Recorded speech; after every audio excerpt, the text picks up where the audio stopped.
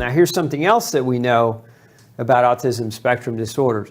We know there's a strong connection between celiac disease, which is the autoimmune condition linked to gluten exposure, and autism. We know these two may be connected. We got research that's identified that children diagnosed with autism have both a higher incidence of leaky gut and also a higher incidence of leaky brain. We've also found a number of research studies that identified children with autism to have antibodies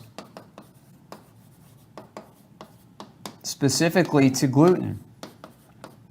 And we know that when they change their diet, so when they embark upon diet change, then their symptoms reduce. So there's definitely correlation and a connection between celiac, and even more specifically, there's some studies that show the connection between non-celiac gluten sensitivity and autism. So we know there's this connection. Now, the thing about it is, though, we can take children on a gluten-free diet who have a diagnosis of autism, and we don't always see, dramatic reversal of the condition. So we know gluten's playing a role, but we know it's not just gluten. It goes deeper than gluten. And some people, when they go gluten-free, they do it wrong, right? So they go wheat, barley, and rye. So they eliminate, if you will, the wheat, the barley, and the rye, WBR, wheat, barley, and rye, but they continue to eat things like oats and rice and corn and the other grains. And so their gluten-free diets are somewhat limited in terms of being accurate or in terms of being effective, because they're still getting gluten exposure. Now, if this is the first time you're hearing that there's gluten in oats, rice, and corn, then you need to go back and review some of my video library where I go into the depths of the science, the definition of gluten. Very, very important, because otherwise you're going to get very, very confused here. But again, without having to go back and talk about all that, we're going to work forward in this tonight's presentation under the auspice that wheat, barley, rye, oats, rice, and corn all contain gluten.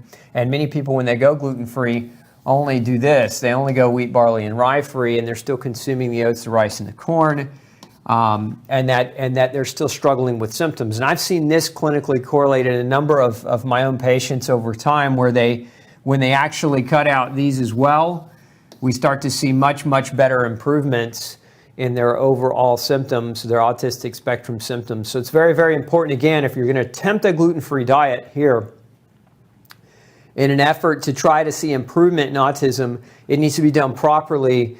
Otherwise, you might go through the aches and the pains and the trouble of the diet change, but not see a result and get frustrated and quit. Now, there's also the factor of milk, and milk can mimic gluten, oftentimes does, and that milk exposure, many kids don't get the dairy out, right? So they're still consuming the milk. And you'll also see, sometimes you'll see this term in the autism spectrum community, GFCF diet. And that stands for gluten-free, casein-free, casein being the protein found in dairy and milk, one of the proteins found in dairy. So some parents are going to the effort of getting the dairy out and seeing that added benefit. But that's where we see this gluten-free, casein-free diet taking on popularity in autism.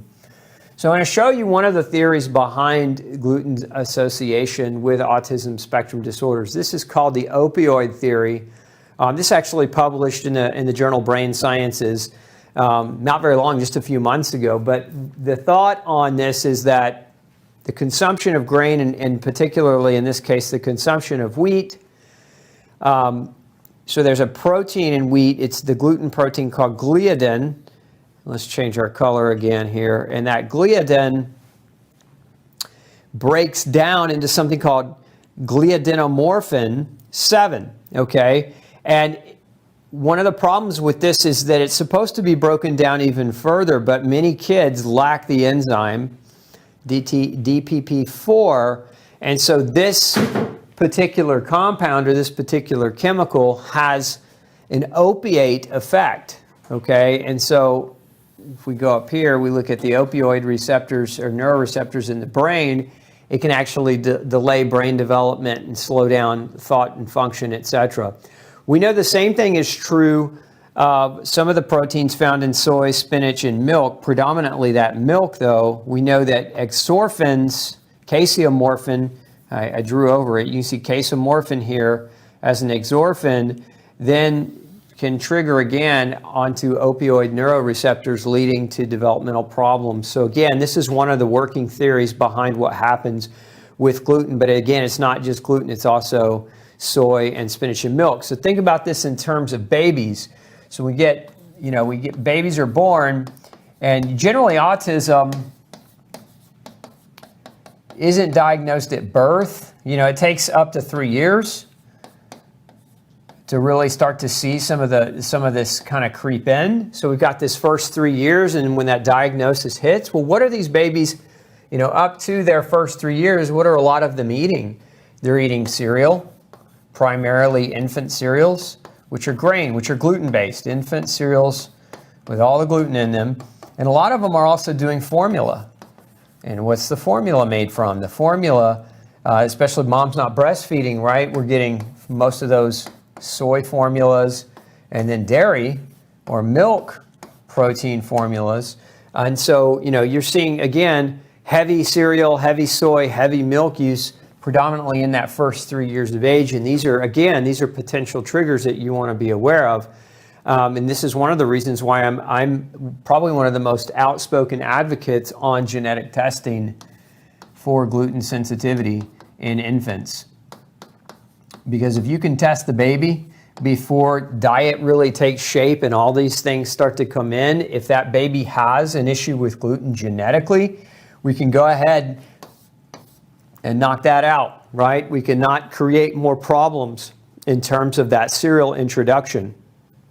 Most of these cereals anyway, if you've read No Grain, No Pain, my book, you understand historically how cereal came to be, right? The history of cereal. Most people think cereal's always been around. Cereal's relatively new to modern civilization. Hey, don't forget to check out the rest of the series right here. Make sure you hit subscribe below. And as always, thanks for tuning in.